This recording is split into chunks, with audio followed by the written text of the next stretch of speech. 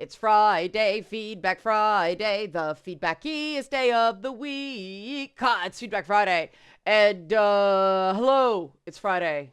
As usual, it's Friday and I'm tired. But yeah, the title of the video is This is Why It's So Hard to Talk About Games. And this is obviously, I deliberately did not put Baldur's Gate 3 Shadowheart in the title of Wellness Wednesday because it was a video about wish fulfillment.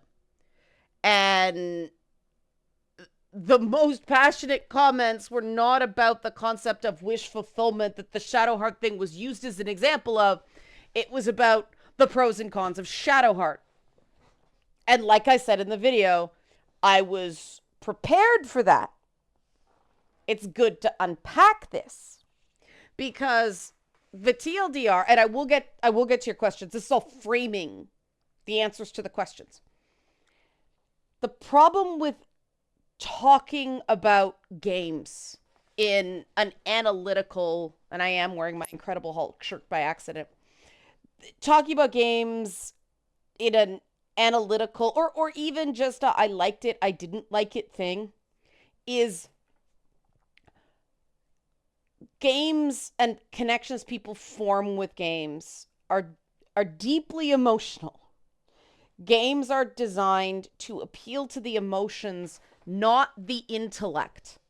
I'm a game designer, remember? Which is why I caution people about this stuff.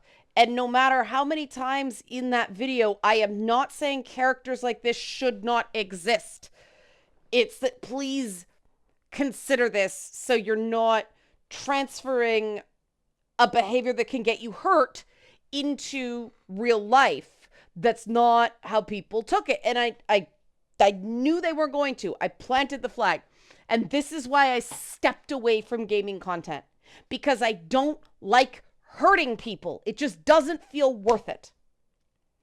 And I understand reactance. I believe very strongly. I understand that people use games as lifelines. I'm a big fan of if you don't like it, don't watch. And I don't understand the intense pain that people have when something they like is criticized. Because everything I like is criticized to hell and back. And it's, I became originally aware of this when I worked in music programming. And it was during one of the pop waves. It was Backstreet Boys in sync all day, all the time. And not only were rock and hip hop, and I love my hip hop. I was watching the VMA, Cardi B and Megan Thee Stallion at the VMAs. Blazin, who some of you know from Twitch, and I were like sharing videos and all that stuff. And we're like, yeah, excited. I don't talk about that stuff very much on social media because I don't want the hate. I don't want people assuming things. I talk about it on Twitch because it's a smaller group. People know me. It's easier to contextualize. And the problem is with pop at the time, it was all, rock and rap, rap music, were considered bad. It was the era of the parental advisory warning, right? So that was dangerous music. That was bad. Pop music was safe. And so nobody could win because pop was seen as safe, but it was also seen as crap because it was safe. Those pop acts work hard. I'm a music snob. I'm watching Yellow Jackets and the soundtrack is just making me, in part because I realized some of those songs were not as deep as I thought they were at the time. But also, I remember how, when I was listening to a lot of those songs, I was borderline suicidal. Or not borderline. And remembering that is a little tough. It's perfect for the show. I mean, top-notch soundtrack. I feel called out because there's not one but two songs on that soundtrack from Tori Amos's Under the Pink album that came out in 1994. Cornflake Girl and Bells for Her are both on it. And the thing about Cornflake Girl, this is not a tangent, I swear. This is about emotion over paying attention. Uh, is that Tori Amos got labeled the Cornflake Girl because of the song Cornflake Girl. But the first lyric of that song is never was a cornflake girl. Thought it was a good solution hanging with the Raisin Girls. Not a cornflake girl gets labeled the cornflake girl. And Tori Amos talks in her autobiography / business model for women. It's called Piece by Piece. She talks about the process of detaching herself from the reactions people had, that people are going to think the songs mean things that they didn't mean. And, you know, she talked about music journalists telling her what her songs meant and arguing with her when she tried to correct them. And so, you know, she talks at length about Neil Gaiman telling her people don't come to your concerts to hear you talk. They pay to hear you sing. Primarily perform your works. Don't hug everybody after the concert. All that stuff. Don't get burned out. Let people have their opinions. And that is why I find it so strange that Neil Gaiman is constantly on Twitter now, X, fighting with people about Sandman and Good Omens. He's not taking the advice that was good that he gave to somebody else back in the day. But I get it. Because when someone misunderstands, when someone is ascribing negative things to you, it feels unfair and it hurts. And so it's easy to say, let people have their opinions, don't argue with them. But this need we have as people to have a place and be well regarded and belong, it's very, very hard to not it's very hard to resist the urge to defend ourselves, even when it's not going to do you any good. And one comment on the video was, how do you reconcile challenging people about this Shadowheart character when you're a fan of Loki, who is known for trickery and deception? And I assume this person doesn't know who Shadowheart is because it was spelled with 2 words, and this Shadowheart character. But first of all, Loki's the bad guy. I kind of split, because the real interesting things about Loki are the Norse myth Loki. And I love tricksters in general, you know, Brother Rabbit, Kokopele, just ream them off, you know, the different little Celtic beings that are little stinkers. Midna from Twilight Princess, though she's more of a helper but she's a stinker, right? She has a secret. She's a little imp. More on that in the Zelda video coming up. But if we're talking about the MCU Loki, I can criticize the fuck out of the execution that some of the things that character has done. I've talked about it before. I am not so close to my appreciation of Tom Hiddleston's performance being saddled with some dreck. That's part of the reason I watch everything, even though it fucking drives me crazy. God, because you know, a professional respect for somebody who's handed absolute shit and makes people love it. It's like, I don't have that skill. So he's fucking next level, right? I can tell you certain lines I think are off character voice. I can tell you where I think they went wrong in writing sometimes. I am not so emotionally attached that I can't handle any criticism of something I like. And it's the reactance when even saying she's, a lying priestess of lying, which is obviously a hyperbolic joke. Just to make the point, and people get defensive and people argue me. And then I talk to people who have actually like played the game for the game, and they're like, yeah, she's fucking useless unless you respec her as a war priestess.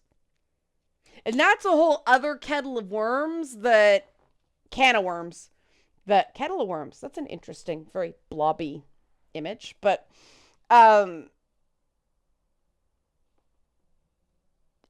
there's so much going on there that just, yeah. Loki, both in the Norse myth and the MCU. I mean, in the Norse myth, he's, the villain of the piece, but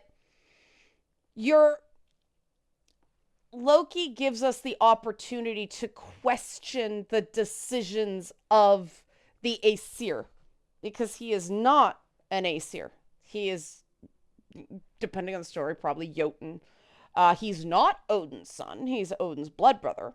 And there's a lot of juxtaposition and things like that in the myth.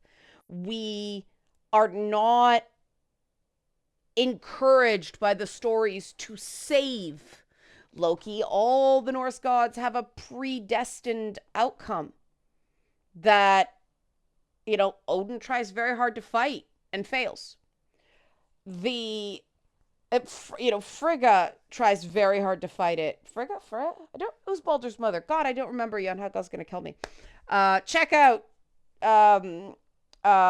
Fjord Folklore, I believe the name is his channel. Great videos on Norse myth. I'll look up and yeah.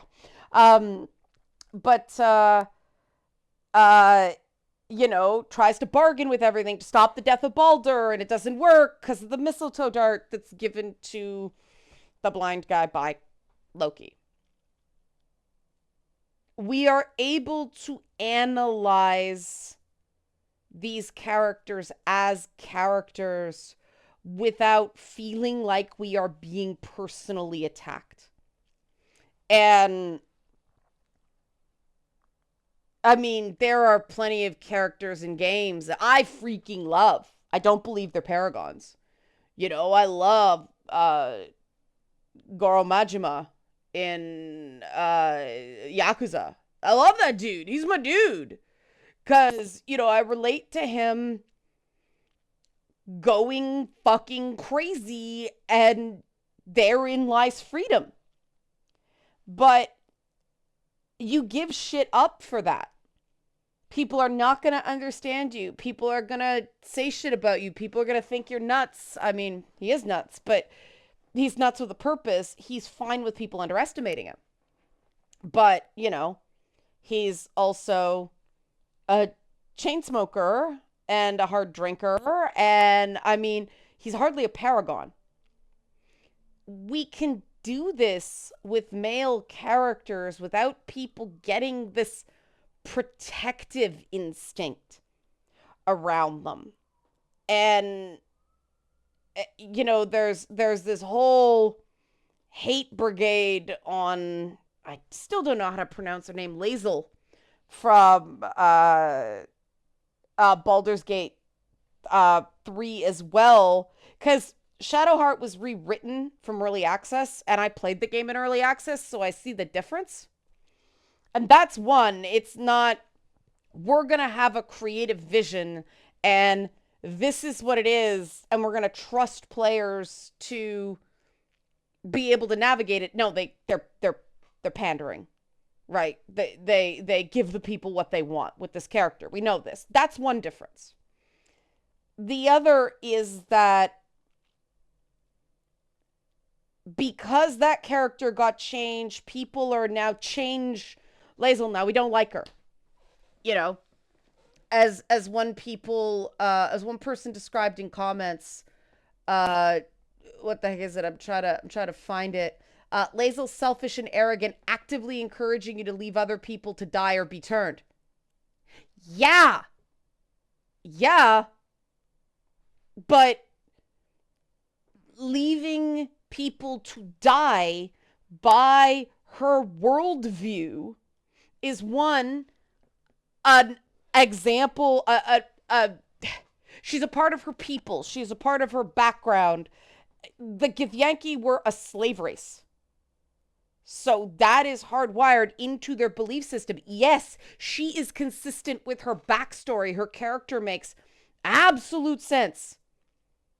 And she's not having a different moral code does not make someone less noble. People are less noble when they don't live, when their behavior does not match their moral code. And that's why if you are a priestess of Shar, and again, avoiding spoilers, this is the problem with talking about this, is that this is a writing issue and the details matter. But Leza lives in accordance with what the Githyanki consider honorable behavior. And yes, if someone is too weak to keep up, if they are diseased, yes, you leave them behind. There's nothing not noble about that. And this is the problem with people being so used to these things, making them comfortable.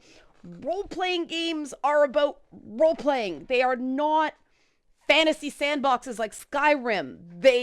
There are some very, very challenging moral decisions in Baldur's Gate 3 that Shadowheart just exists completely in opposition to. It clearly none of these things, one of these things is not like the other phenomenon going on. But we like her. And I do believe, because another comment said that where is it? It's a huge relief to have somebody explicitly acknowledge that being attracted to women is actually okay. And I know that is a thing. And that is something we have to address. I will remind you, Cardi B and Megan Thee Stallion at the VMAs, okay? I didn't just watch for their lyrics. Though Megan Thee Stallion's lyrics are fire, I don't care what anybody says. Like, yeah, we have fucked up so badly in gaming that you have to say being attracted to women is okay. Like, we have really fucked up. So fucked up. And I am trying to help fix that. Now, I am trying to fix that in a way of, let's keep in mind, men are individuals. The fact that we have to fucking say this. But we do, because we have this toxic principle of the male gaze that was never intended to actually be a tool. Laura Mulvey was doing a screed. It was a rant. It was a vent. Like, holy fucking shit, we should not be using this, right? There is gaze theory, but you can't take 50% of the population and say they all want the same fucking thing. Which is why when I made Lady Bits, I said, no, we're not talking about the male gaze here. We're talking about the Hollywood gaze. Because it's not just men in Hollywood that enforce it, and it's not men who are attracted to women. It's female executives and gay men. It's just the Hollywood gaze. This is expensive, therefore put it on camera, right? And I want it to be, some men like BBWs, big beautiful women, big beautiful women. Some men like that. They should have that option. Some men like, the thickness. Megan Thee Stallion. Some guys like people built more like Taylor Swift.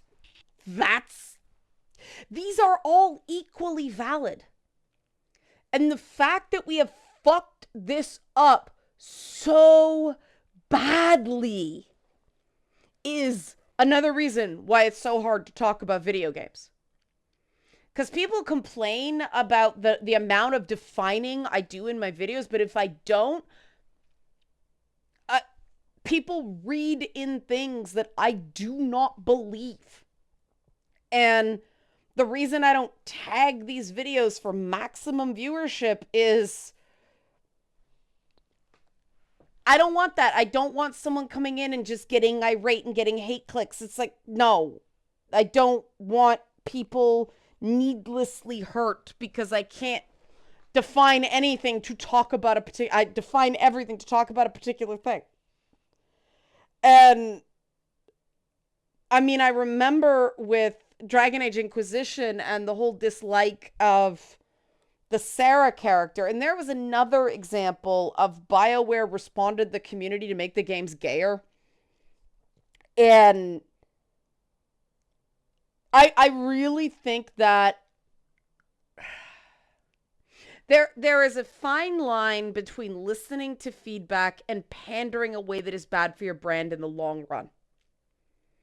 The subverting expectations thing has been ruined.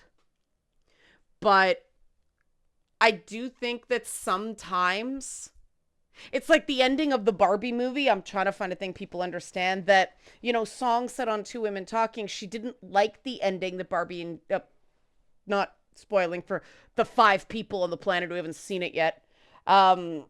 She didn't like it, but she understood it was the right one. Right? That movie trusted its audience to get that, There are other things about the ending of Barbie I didn't like, but it makes sense for that script, for that story. When game devs are rewriting entire characters to make them more likable, when they're throwing what plumbing do you want at the wall in a game because people previously complained the game wasn't gay enough because, oh God, characters were just bisexual, not... See, I argue that Liliana or Zevran have necessarily a defined sexuality that simply, because this is not a linear movie, it's a game. My interpretation when I played the game was Liliana is primarily attracted to women. She uses sex with men as a tool. Zevran, I really got the feeling, leaned more into guys, but he was so caught up in the persona of the charming rogue. Again, he was using it as a tool, but not as consciously as Liliana, because Zevran wanted to connect to people and didn't know how. And that's much more nuanced than just, no, they're not totally gay. And I was talking to somebody this week who said that the thing about Starfield, they had a different complaint about Starfield. It's that the characters are by default pansexual because no matter what gender option you choose, I don't know. I haven't played the game. This is what they told me, so it could be wrong. But no matter what you choose, every character in the game is by default pansexual because they're attracted to you no matter what gender option you choose. And that's always been my issue with Bethesda games and why I didn't get too worked up over the whole pronouns controversy, because I have always found Bethesda character creation shallow. When I played Skyrim as a Khajiit, and I'm like, people are going to be so racist to me, and it didn't fucking matter. I'm like, these are Nords. What the fuck? They should be throwing me out of towns. And it was nothing. And that's one of the reasons that I wasn't on the, the Skyrim love train. It's just like, this is, and someone said to me later, it's not an RPG, it's a fantasy sandbox. If I had gone in knowing that, my response to the game would have been totally different. Because then I wouldn't have expected that role-playing experience. At least when I played, was it Oblivion? People were a little cat racist. Everyone's a little cat racist. You pick these races because you want that experience. And I was disappointed that I didn't have that experience, And I will say Baldur's Gate 3 does that a lot better. But we get into these discussions of female characters and people line up for and against it. And Sarah was the one in Dragon Age Inquisition that I couldn't stand that character. She was just such a emotionally stunted lesbian stereotype. A lot of the issues I have with Sarah are the same I have with Shadowheart. It's just juvenile bad behavior. Sarah, more so than Shadowheart. But there was no depth to that romance. It was giggle, giggle, besties, let's carve messages into her pubic hair. And I'm like, this is not romantic. This is not an adult emotional connection. So if I want to play hard-coded lesbian, I'm stuck with this. No, that's stereotype. That's negative stereotype. Like the fuck. And I'm like, this is what, drove me crazy. Now, I'm not saying other people can't like Sarah. If they like that kind of childlike thing, that's fine. That was my legitimate reaction. And I should be able to voice my legitimate reaction without people feeling like I'm attacking them. But we can't have that because for whatever reason, in gaming, someone saying, I have issues with this thing, reads to somebody else as, you're not allowed to like it. And that's fucked. And I think that comes into that whole thing about the perception that being attracted to women isn't okay. And that is such a reactance trigger that even though I said my issue is that we're skewed in terms of the popularity of the character because she's the only conventionally attractive woman, and I wish there'd been a few more, or at least one more. Obviously, I'm not saying the problem is being attracted to conventionally attractive women. Obviously. I would like a greater breadth of the women perceived to be attractive. Megan Thee Stallion in a fantasy RPG setting. Yes, this guy, right? Like that, because that's my fantasy. And when the word fantasy is attached to that, it's the same way I wish, see, guys are differently represented because we can have a friend of mine calls it the Ponzi elf boy, like Fenris in Dragon Age 2. It was like, yeah, there we go. Something more live. We have that diversity, those options when it comes to male characters. We don't with women. We have fucking brown hair, McPonytail. And if a guy likes skinny blondes, right? And let's face it, the demonization is of men attracted to women and no one else because they do it badly with lesbians, but they're making the active attempt to include as opposed to the active commentary that you should feel bad if you like anything but this that we get with sort of heteronormative attraction to women. There was a word salad and I hope people could follow it. Because let's call it what it is. I like to speak in plain speech. I like to call it what it is. The issue is heterosexual male attraction. And that is somehow have to be corralled and contained. And the problem is that attempt is splashing back on what women are allowed to be. And this is why I always say, throw out the patriarchy thing. When you are demonizing one gendered thing, you are damaging both binary genders. And I think even making it a binary is the fact that we were able to do androgyny in the 70s with things like Left Hand of Darkness more than we're allowed to do now because everybody is losing their fucking shit. That's backsliding.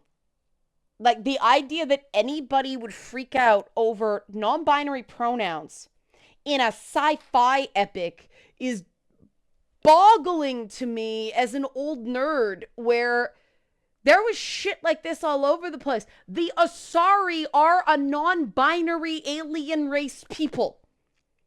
There is no binary. There is only, they're female coded, but there is no binary. There is no male to the female Asari. They are agendered. We've done this. The Hanar in Mass Effect don't have gendered pronouns. It is always this one, that one. That is the same as they, them. But people are tripping up on the politics. And it's so funny to me that the ones who say, keep politics out of games are the First ones to bring it in where it doesn't belong.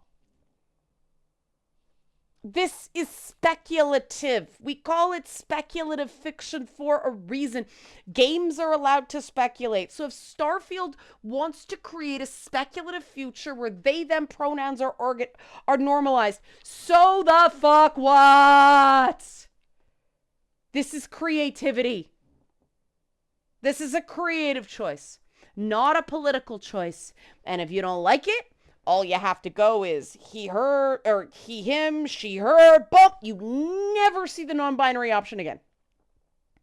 You may encounter characters that use it because speculative future, that's valid. The same way there's gender-neutral bathrooms in Battlestar Galactica. You know, the series where Gaius Baltar bones Six up the butt? Yeah, we had back shots in Battlestar Galactica, but that's okay. Nobody noticed the non-binary bathrooms because they were the gender-neutral bathrooms because they were so that, but that wish fulfillment there. But yeah, they had Jamie Bamber's character. I forget who he played. He was Apollo, right? Yeah, and the young black lady, pretty one, Dee, I think her name is. They were using the bathroom to get it's a gender neutral bathroom. This is what happens in science fiction. This should be the end of it. It's not real. It's fantasy. You don't like it, pick it, move on. Duh. Right? But everything is so charged. All I have to do is say, Rey from Star Wars, people freak out. And here's the thing. If you want to be able to like Shadowheart, which, yes, you are allowed to like Shadowheart. Holy shit. I am not God. My opinion is not forced upon you. This is to bring up, this was about wish fulfillment. This is consider this. Not, you are wrong for liking this. This is take this into consideration. But if you want to like Shadowheart, let people like Rey. They just don't see the same thing in it as you do. You know? And if you want to be able to say, yes, but Rey's overpowered, obnoxious, way too inherently special, and gets all the things, yes, you should be able to say that. I should be able to point out the things I see in Shadowheart. This is how it works. But this is not how it works because we fucked up discussions of these things in games. And it is not the fans. It is not the fans that did it. It is the press. The press had a golden opportunity to model behavior over the gamers are dead thing, and they didn't. They fucked it up, and it has been a shit show ever since. And this is me being legitimately pissed off, not performatively pissed off because I think it's funny. This bothers me. You know, as somebody who got ostracized for going, I totally disagree with you here, but here's your chance to persuade me. You know, and then I got called a bunch of names, but some people settle down. And, you know, ironically, I made some really good friends out of that whole thing who were on the pro Gamergate side. It's that, you know, enemies to friends trope. Like, it's like, I don't know who's who in the whole Avatar The Last Airbender thing, but it can happen.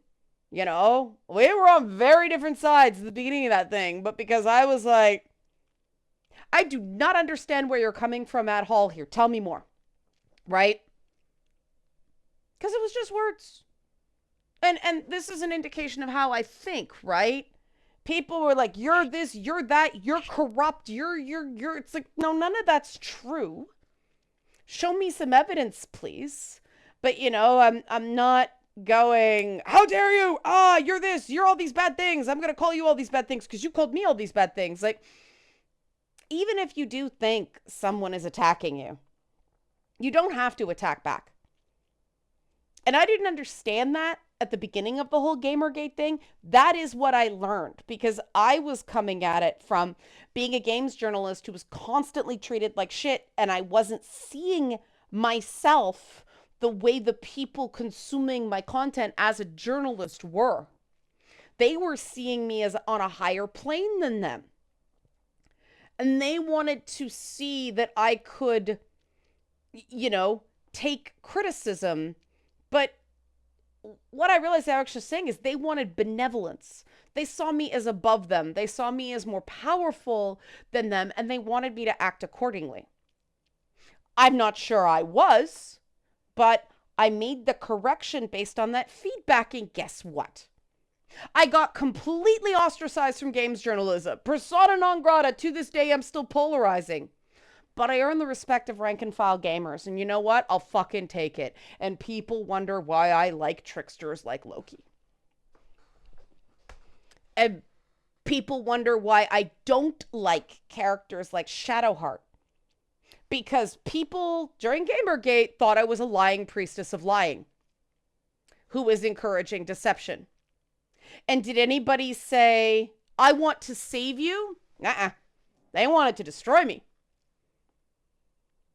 Maybe I just can't relate to a character defined by lies, performs female, who people actually, but it's the same thing, right? She's whimper, victim. I can't help it. And that I have an allergy to that, proverbially. And I know there's another side. I'm offering a counterpoint, which means there's a point. But people don't factor that in. And this is why it's so hard to talk about video games. But I'm going to tell you guys something I've heard, right? And I am not saying anyone is a bad person here, and that immediately puts people on their guard. There are plenty of good people who are romancing Shadowheart in Baldur's Gate 3. I have friends who are romancing Shadowheart in Baldur's Gate 3. Yeah, I'm good with that. More Karlach for me. But no, you're good people, right?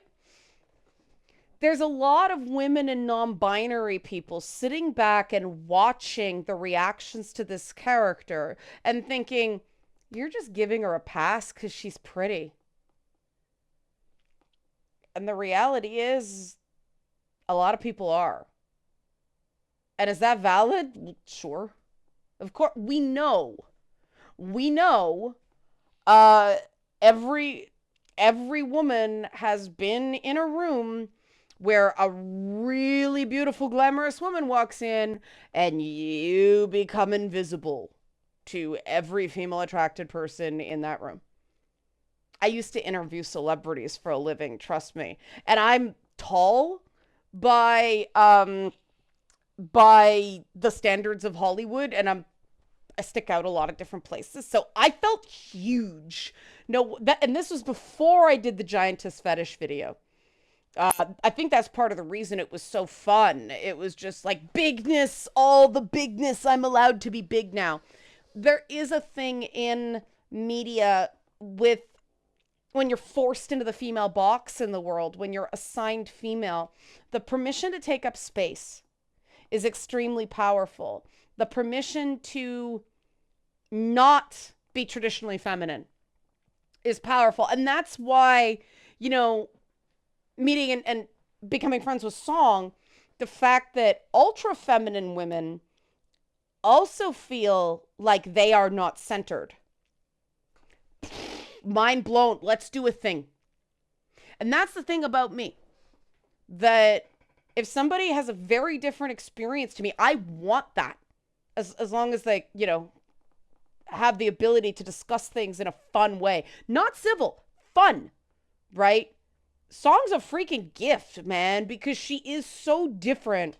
And yet, like that moment in Two Women Talking where she just went off on the Greta Gerwig Jane Austen, it was so good. It was gold, and I was like, what? Because I am very Jane Austen agnostic regarding film adaptation. Sorry, Little Women. Wasn't Jane Austen. Little Women. That's not Jane Austen. Going off on Little Women, it's like I am Little Women agnostic. But I think it's good when somebody feels strongly about something. I want to know why. We were able to talk about what works with Barbie, what doesn't work with Barbie, what different people's perspectives are, and we're able to model not just respectful disagreement, fun disagreement. And to me, the healthy conflict in games is part of what I love about it. And what I hated as a games journalist that I don't get with, the more emotionally balanced fans. If, there are guys who are like, oh yeah? And they're like, oh yeah? And they're like, let's go. Yeah, let's go. Put a quarter down kind of thing. That's the culture to me. And I'd get in with these games journalists and I'd have a strong opinion and you felt the discomfort. And like, I still work in talk radio. Strong opinions come with it. And the fact that they stiffen at the strong opinion, I'm like, what the fuck is this? This is what I bring to the table. We want to challenge. We want to enhance the experience for people. We want to give them things they maybe didn't think about. Why are you shitting your pants that I happen to not like the rebooted Lara Croft? I'm not saying other people aren't allowed to like her. I kept pitching for these major stories. I wanted to do a point counterpoint thing, like do both. Do the for and against so both viewpoints were represented. But of course, and I thought that would get double the clicks, but no, they didn't want to pay a second freelancer to write it, and they didn't have a staff writer that was willing to do it. So they got rid of good content because of cheapness and laziness. Right? It was frustrating. And I think there needs to be more talking about this because I love hearing other points of view that I hadn't considered.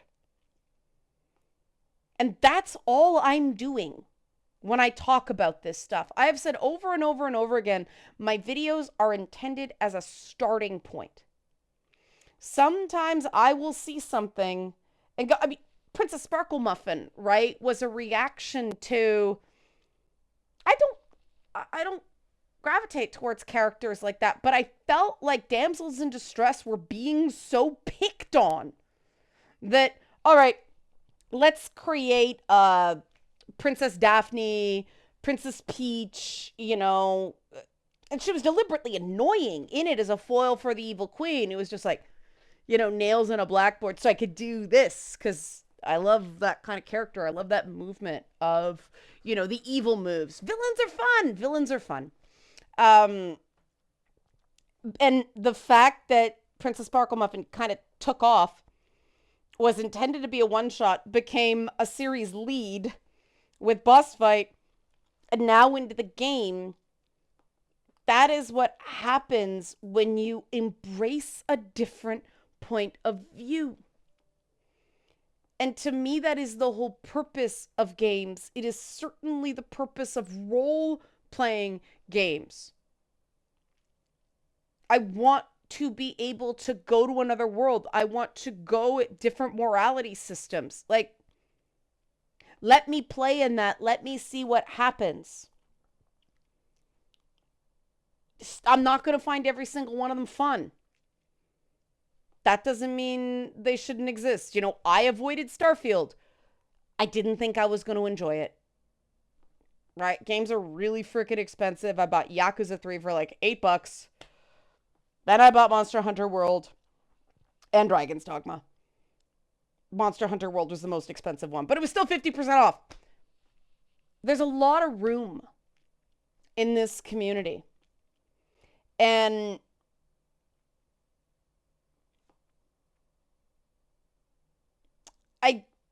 obviously I do things that I talk about how much I love things. Nobody's going to believe me if I don't say when I don't like things as well, because that's getting into the pandering thing. Sometimes you have to say things that are unpopular so people know you're telling them the truth. I do think that, and I appreciate comments like, how do you reconcile, being a fan of Loki with the Shadowheart stuff? Because I was able to answer the question, right? That's the way to do it. But there's so many people that don't allow that because they just want to scream the loudest. And I don't agree with that tactic no matter who does it. But I'm a pretty open, and I don't necessarily believe this of all media.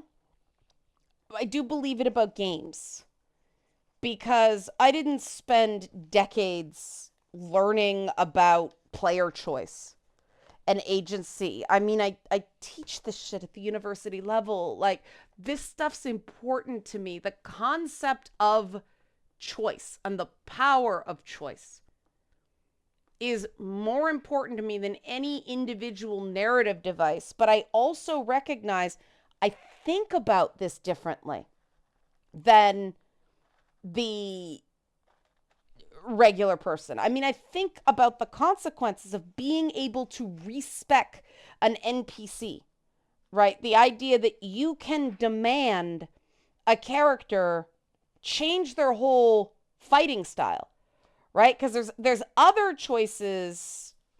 It's mainly with Astarion, but there's other choices you kind of force on him that he has a very bad reaction to. And what does it mean to be able to respec a party member's class? That, because the narratives in games are essentially the rule book for the mechanics, those things communicate something. And I'm not saying there are right or wrong answers. There are a ton of different philosophies of choice in gaming. And I like talking about them all because I think that as long as a game is consistent, a lot of different ones can work. It's when they start being inconsistent that I'm like, is this a feature? Is this a bug? Did they run out of money? Was it inexperience? I don't know, but I think it's worth asking the question. And if people are so afraid of asking the question because of all the noise, we're not going to get innovation. I forgot to do the help support this channel off the top, didn't I? I did. Let me do that now. Help support this channel. Become a monthly patron, patreon.com/LeannaK, or buy a one-time Leanna Care session for someone who can use it but can't afford it, coffee.com/LeannaK, or donate to our men's groups that are starting in a few weeks. GoFundMe, links are all in the description box below. Thanks for watching, and shit, I don't have the Feedback Friday thing. Have a great weekend.